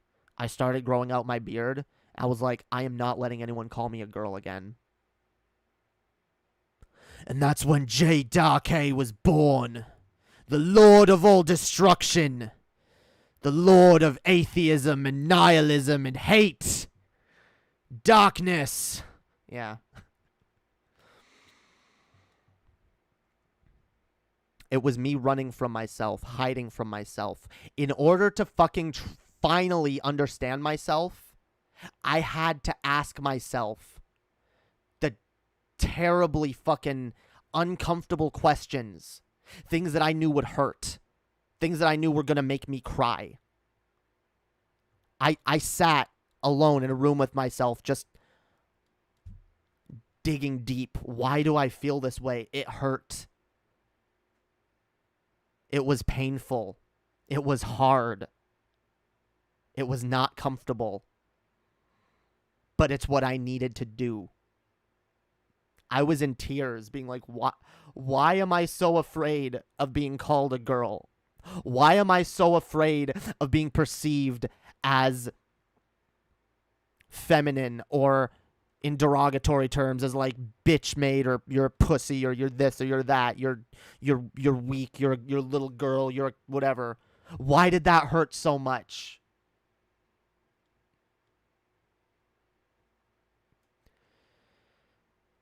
I had to be honest with myself. I had to ask myself those questions. I had to peel away those layers of toxic bullshit that I built up to encase myself, to hide myself, to protect myself. The beard, the accent, the raspy voice, the abrasive nature, the anger, the vitriol, the toughness, the don't fuck with me persona, the edginess. I had to peel it all away, like peeling off layers of skin. And it hurt. And it was uncomfortable. And at some points it felt like I can't do this. I can't keep going. I don't know what's going to happen when I get through the other end of this. But you guys see what happened when I got through the other end. I'm happier. I feel more fulfilled. I feel truer to myself. I feel more okay with who I am and more willing to be honest with myself. Honesty, self-honesty is so goddamn important. Be honest with yourself. Ask yourself difficult, excruciating fucking questions. Be charitable. Be kind to yourself. Don't be mean. Don't be an asshole to yourself. In order to get through this, you're going to need to be able to like be understanding and not just see the worst of yourself, because that's not going to help you get through any of this. If and I'm talking right now to anybody out there who's just trying to figure themselves out, because I know there's a lot of people there. There's a lot of people who are trying to figure themselves out in one way or another, or who are just uncomfortable with themselves in one way or another, don't know who they are, don't know what they want to be, or who they, like, what they even are, like, or just feel anxious, or are not feeling like you're super fucking true to yourself. It's very fucking important to do these things. I know you already answered this, but I forgot. Why did you have a pseudo-British accent? I mean, I pretty much just answered that question. The reason, it absolutely had to do with my transness. I didn't want to admit who I fucking was, and I just finished telling the story of... And I can't remember if I started using the accent then or not, but it was around the time I started using the accent everywhere. I was still, like, practicing it at the time, and, like, it was just something I would kind of do as, like, a joke. It's like, oh, I can do this character. Oh, look at me. I'm British. But there were a lot of reasons. The reason I was even, like, practicing the accent in the first place was I hated my voice. I thought I sounded like my father. And if I were to let myself go back to my natural speaking voice, I probably would. I knew I wasn't who I was. I knew the me that I was pretending to be was fake. And honestly, when I already knew I was faking myself, it made it easier to slip into another fake persona, because nothing about me was really authentic, and I knew that, but I also knew that I didn't like who I was at the time, so I built an exterior around myself. And again, I also felt like I didn't belong where I was, and the accent kind of like was a way of expressing that feeling of not belonging, because nobody else here talked like that, and I felt like nobody else here felt the way I did or understood the way the way I felt. There's other reasons too. I mean, I was very influenced by a lot of British artists, and, you know, that's probably why that's the accent I gravitated towards.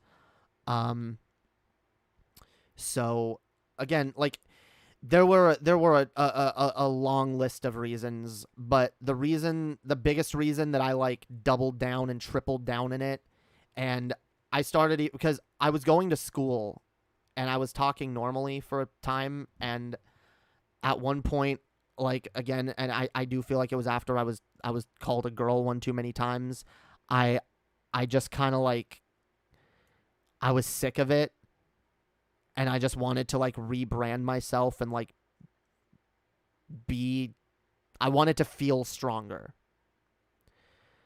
And so I started being this character that I had already convinced myself, because throughout my life, I've devolved into fantasy and daydreaming a lot. And so I've always kind of had, like, a character that was kind of, like, in my own headcanon, like, someone that I was, like, reincarnated from. And that character was Jae Darké. And, you know, I viewed this character as, like, really tough, really badass, really edgy, emo, like, mysterious type of dude. And I was like, at that point in my life, I was just like, I'm just gonna become this. I'm going to be this character that I've used to, like, in my own head this whole time, in order to protect myself. And I was like, the character became, like, a part of reality almost in order to protect myself. Like the thing that was like my escape in my own head, like it was almost like my way of manifesting it into reality and saying, I am becoming this. Jae Darké isn't just an idea anymore that I use to make myself feel badass or feel like I matter and like I'm not like worthless. Like now it's gonna be who I am. I am Jae Darké. Don't fuck with me, motherfuckers. Yeah, a lot of people think the accent was cringe. I think honestly y'all should be fucking impressed. Okay, and I think y'all are, and the people who are like, cringe, like you're just like jealous that I can do voices so well and you can't. Tough titty, motherfucker. Mm-hmm. Tough fucking titty. That is right, motherfuckers. You cannot do the voices as well as Jae Darké. That is your loss, motherfucker. Damn right. Yeah, it's always been one of my talents is doing voices, and that was my way of using it, because I was like, I have this talent and it's worthless, but like now I've found more worthwhile ways to use it, and I think my rap career is probably going to be the most productive way I use it, and I use the term career very lightly.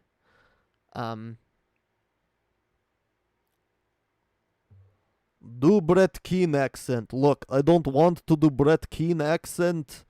Brett Keane is boring. Situations, individuals. Yeah. Yeah, I'm a bit of a mimic. I can mimic other voices. Not all other voices, but certain voices that I hear. I can mimic them pretty well. Paul Keane situation. Yes, the Paul's ego situation. Everybody should watch Paul's fucking ego. Yeah, see, it's not even a Brett Keane voice. It's an impression of Paul's impression of Brett Keane. But do an accent of a German man. No, I can't do that. Do an accent of a German man who's been living in Japan for a decade and is trying to speak English. What do you want from me, dude? I'm not an expert. Wait, how? Wait, look, I am a German. Yeah, I am a German man. All right, look. All I'm saying is, while I've been living in Japan, I've gotten a bit of a... No, see, that doesn't sound... While I have been living in Japan... I can't... No, I'm not doing this. I'm not. I'm... Cut. Abort. Abort. Oh my god. Don't mind quote Paul, Jamie. Yeah, I would never. I don't even know what I was doing. Okay. Yeah, it's hard to mix accents, okay? It's very hard. In fact, when I started doing the British accent like 24/7, a lot of people thought I was Australian because I would accidentally fall into a lot of Aussie habits. I'd be like, "Oh, how's it going, mate?" I'm like, "What? No, I'm actually British. No, never mind. You know, I'm just saying, mate. I'm just saying." I said mate a lot, and I would like, yeah. You're fun, lol. Well, I'm glad. Johnny Depp talking about it. Oh, I can. Can I do Johnny Depp? Like, mate. Here's the thing about Johnny Depp. All right, Nah, I don't know that that's a good Johnny Depp. It's. Yeah. Why is the rum gone? Somebody tell me why the fucking rum is gone, mate. I was drinking the rum. It was full, and now there's no rum. All right, is fucking bullshit. Yeah, I can't do an amazing Johnny Depp. Although my British accent used to be very heavily influenced by Johnny Depp. Have you ever had an interest in linguistics? I don't really know. Maybe a passing interest. like a layman's interest.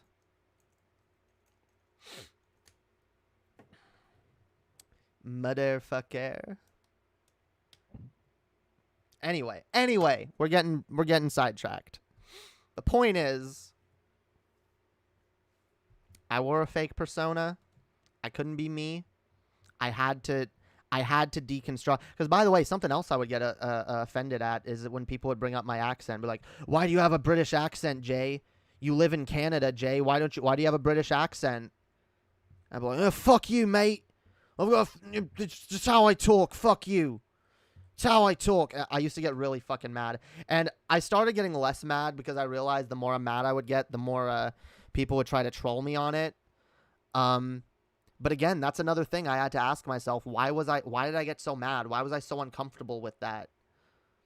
I'd kind of just convinced myself for a long time, look, this is how I talk. Fuck you. And it was like, it became natural the more I did it, but it still wasn't me. And again, it was a question I had to ask myself, and uncomfortable. Why are you so uncomfortable when people call out your accent?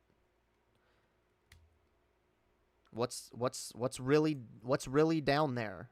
You got to dig deep within yourself sometimes to be like, oh, that's why I can explain it so well now. I couldn't explain it back. I want to be clear, by the way.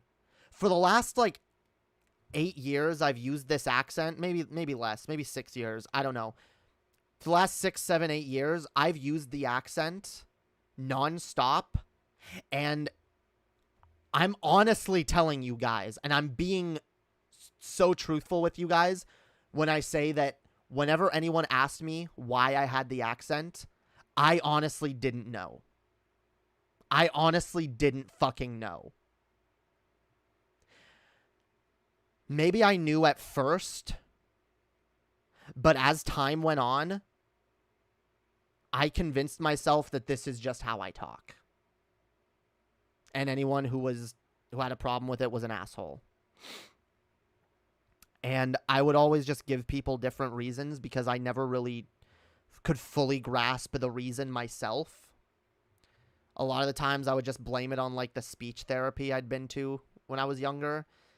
And been like, look, I have a speech impediment and I've just learned to talk differently. And yeah, look, it wasn't completely a lie, but wasn't even close to the core of the truth. So yeah, and we all lie to ourselves, by the way. I'm not the only one, and if you think you're the only one, you're not. We're all lying to ourselves on some fucking level. And that's the most important thing, is learning to be honest with yourself. That's where it starts. If you want to be able to figure shit out and understand yourself, you need to be honest with yourself, and you need to make the decision, I'm not going to lie to myself. I'm not. And if I catch myself lying to myself, if I catch myself making up pretty lies to justify my behavior or to do mental gymnastics to not have to deal with something shitty, I'm going to call myself out for that internally and say, no, fuck you. You're lying to yourself right now. We agreed to be honest. Let's be honest. And that's part of the reason why I'm so honest with you guys, honestly, because it helps me.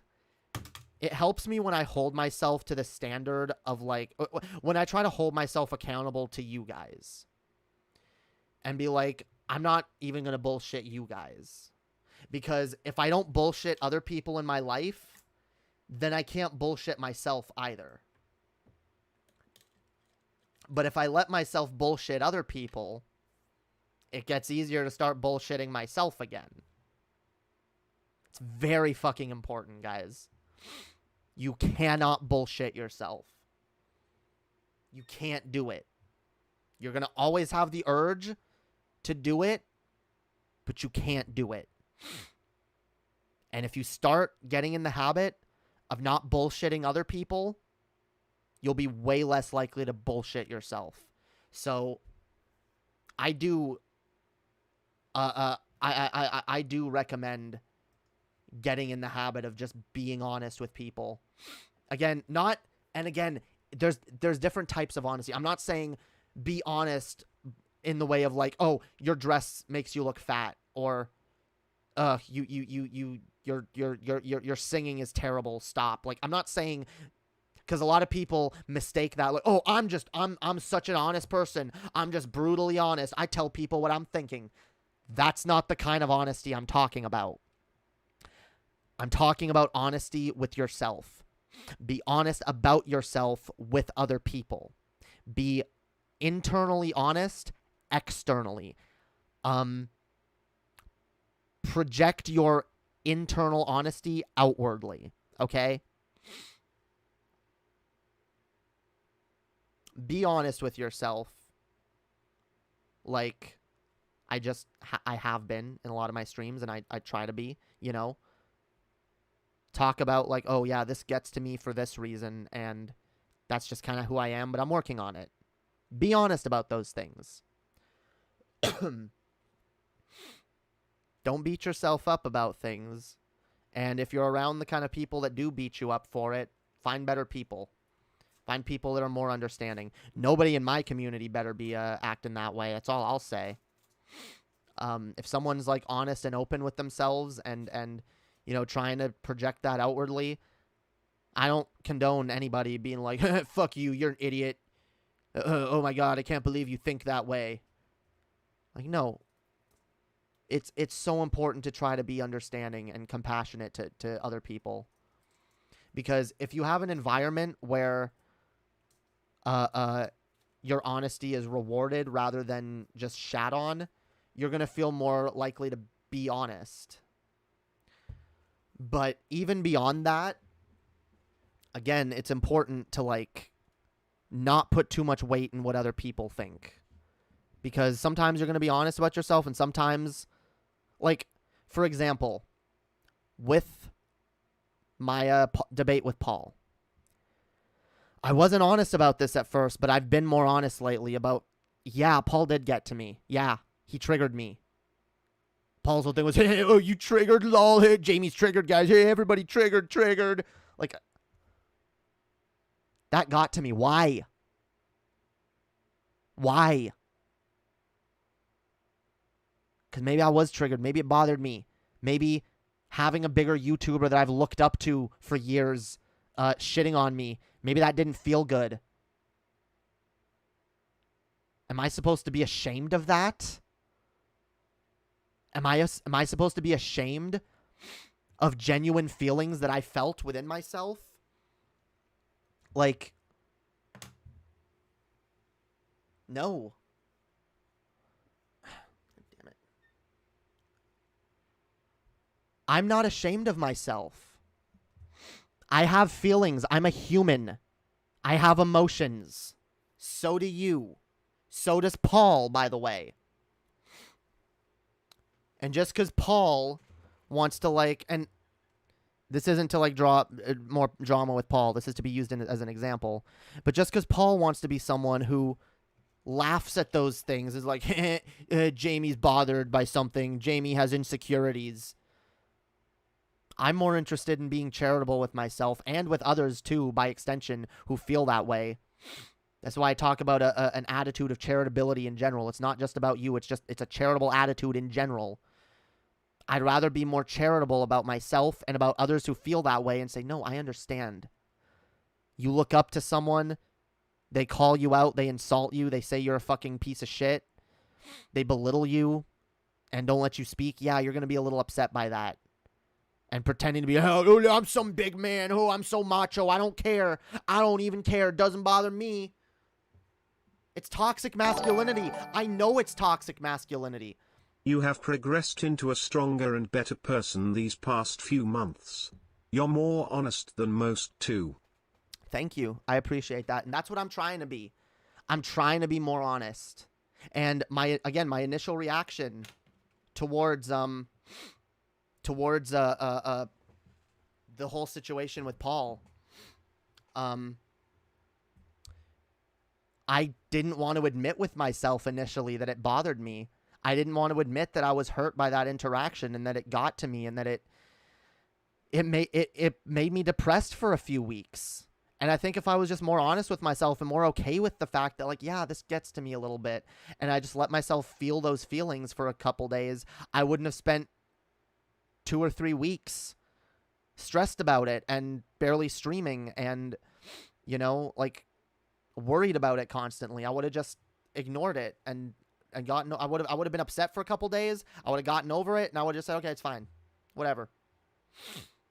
And that's why I'm trying to be way more fucking honest with myself, more charitable with myself, and more understanding and willing to be honest about those things, even if it hurts to admit, or even if you're worried that someone else will view you negatively for admitting that. I don't care. The fact is, if Paul were to right now do a stream responding to me, be like, hey, look at Jamie. Look at how she cares, yo. Look at how she cares about shit. Thank you. I appreciate that, Kaonian, with the $10. Fuck yeah. Thank you, Kaonian. Thank you again, Origin of Language. That shit really fucking helps, y'all. Thank you so much. I really appreciate the donos, yo.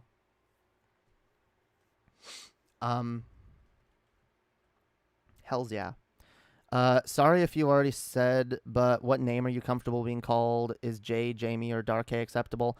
I'm kind of trying to move away from Darké in general. If people want to call me Jamie Darké, that's fine. But I prefer Jamie. I just prefer Jamie in general. I mean, or people could call me Lady Hopium if they really want to. But Jamie is my name. It's going to be the name on my birth certificate once I get that shit dealt with. And yeah, like Jamie's always going to be my first name that I'm comfortable with people calling me. I don't prefer Jay anymore. I know at the beginning when I first came out, I said, and I even said that part of the reason I went with Jamie is because it was so close to Jay and I didn't mind Jay being used to shorten it. I don't really identify as Jay anymore. And so I prefer not to be called Jay. I do prefer Jamie at this point. I'm not going to get angry if someone calls me Jay or whatever by accident or because it's what they originally knew me as, but I would prefer it if people try to call me Jamie.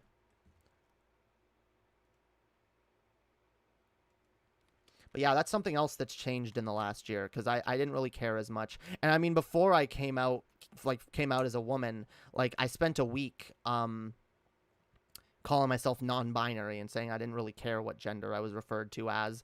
That ended pretty quickly because, and I do think it can be good, by the way, for a lot of people who are questioning their gender to go through a phase of just being non-binary, just being like, I don't identify as either. Maybe don't make, I'm not saying you have to make a big deal about it and like come out as non-binary necessarily unless you want to, but maybe just be like, you know what?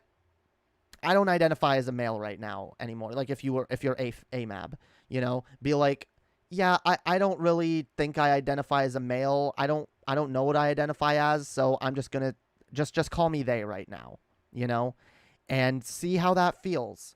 See how it feels being in between. Try some feminine shit, you know, try exhibiting some feminine traits, try dressing a little feminine, try, you know, see how it feels for you. Don't worry about how other people react. See how you feel and whether or not it feels natural to you. Explore that shit and, you know, maybe you're going to be comfortable being more fluid, more in between. Maybe you're going to go all the way towards female, or maybe experimenting will make you feel, actually, I do feel more comfortable with masculinity. You know, it's something like each individual person has to figure out for themselves. You should have kept publicly identified as bi to get those straight boy simps. No. I thought of it for half a second and I was like, no. I don't need, first of all, I don't want to promote parasocial relationships in general. So I don't really want parasocial relationships from dudes in the audience that think they're going to be able to fuck me. I don't want to promote people I don't want to promote a level of attainability that doesn't exist, which is why, although I don't really date fans, and I'm not against it if I meet someone who is from the audience. I'm always going to be more wary of it because there's inherent power dynamics there. Again, I'm not opposed to it, but I made it very clear the other day where I was like, I know there's people who are into me. I'm going to say this right now. I'm not attainable to anyone who's a man or anyone who's even out of the country or doesn't live near me because I don't do long distance relationships and I don't date men. And yeah, like I make that clear because I don't want people in the audience to think I'm attainable in a way that I'm not. I don't want to promote that like false view of me, right? Again, I try to be real over here. I do. I try to be real. I try to say shit that I mean. I try to be honest, and I don't want to.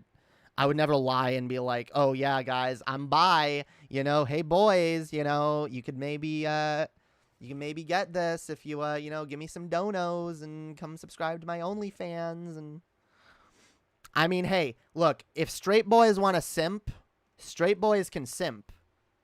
And there's some straight boys in my audience that simp. Feel free. But I mean, as with most public figures anyway, like most public figures are unattainable and they have to be over 18. Actually, I prefer them to be over 20, but yeah. That's just me. I mean, I've talked to people who are 18 before, and I've considered people who are 18 before, but overall, I would rather someone be a little more mature. I just would. I mean, I'm only 26, so like technically, like I mean, I wouldn't do it. Like, it's legal here in Canada to date a 16-year-old, and it's probably something I wouldn't do because I feel like there's too much of a gap there. I wouldn't like morally admonish someone who was my age who did that necessarily, depending on the situation. I will say there's a lot of variables there. I tend to not like it. I don't prefer, like, I believe, look, I've talked before about like the window of consent that I believe should be in place. And I think like once you're 18, because yeah, I would put the age of consent at 21 and then say, but once you're 18, you can date anyone within 10 years of your own age. So again, like I don't, based on my own philosophy and what I believe is right and wrong and what I would prescribe onto society, I don't think it would be wrong for me to date an 18-year-old because they're within 10 years of my own age. I just don't. I prefer someone a little more mature who, you know, understands life a little better, and I think I get along with someone like that a little bit better. And I also don't want to take advantage of someone who's that much younger than me. I think there could be potential for that there, of like, you know, being able to like emotionally like take advantage of someone, and I just don't want to do that. So yeah, I prefer keeping it like over 20 or even 21, but better to keep your distance from audience members than become another Ben. Yeah, that is true. That is true. In general, that's why I try to avoid dating fans in general. Again, Chess came from my audience. Chess found my channel. We started talking. We became really good friends. And then from there, we ended up in a relationship. I'm not opposed to that sort of thing again in the future, but I'm not actively seeking it out.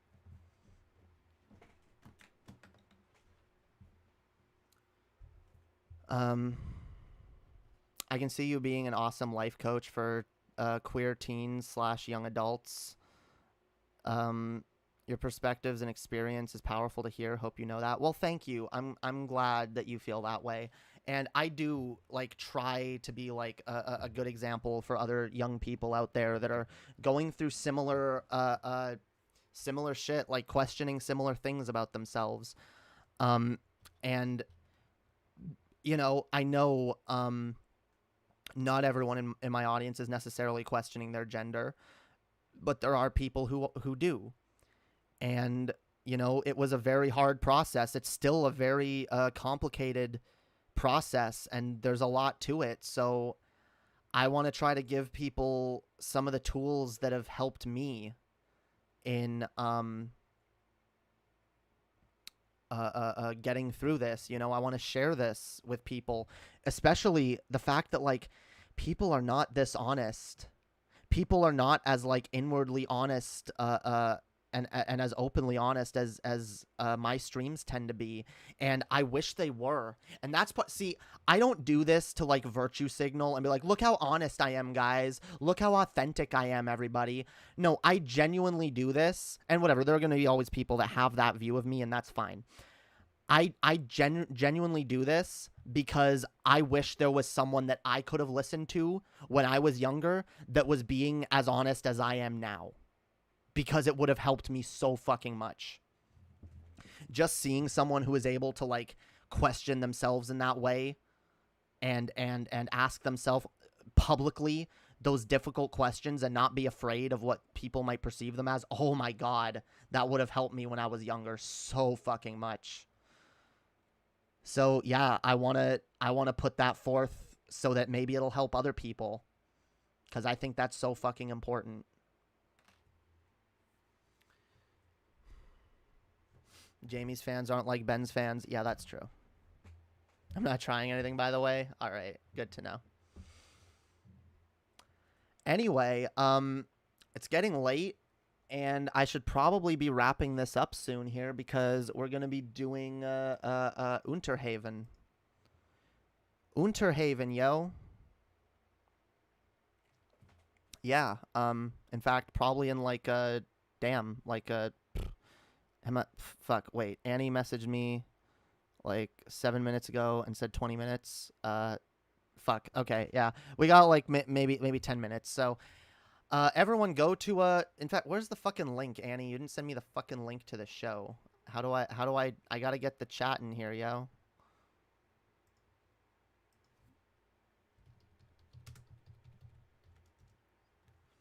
I wanna, yeah, everyone go over to Underhaven. There we go. Everyone go over to Underhaven. Oh, Annie posted it. There we go. We're good. Yeah, everyone go watch. We're going to be going live again. I'm going to be going live again. Anne will be going live for the first time tonight. So, yeah, everyone go in there. All right? We're going to be over there. I love y'all. Thank you again, everybody who fucking donated tonight. Holy fucking shit, that means a lot. Damn, we got a decent haul tonight. I really fucking appreciate that. I really do need the donos, and it helps so much. So just to recap, TJ with the incredibly kind $50. Andrew Walking with the $4.20. Thank you. Origin of Language with the $10. And Kaonian with the $10 as well. Thank you so much to all of you. I appreciate that so much. It really means the fucking world to me. Consider becoming a patron. Only $2 a month gets you access to all my fucking previous private shows, including the one I did this month, where me and Annie ripped apart some of my really old cringe videos, some top tier cringe from the early days of my channel. Go check it out. It's some fun fucking shit. And gets you special roles in the Discord, and there's a bunch of content in the Discord that you can get if you're a patron. It's really fucking dope. Go become a patron. I love all of you, each and every fucking one of you. Y'all are amazing, beautiful, wonderful, valid. Stay true to yourselves. Love yourselves. Be charitable with yourselves. Remember that. Be charitable with yourselves and others. It is so important. And remember to spread that hopium, guys. Until next time, have a wonderful night. Peace out.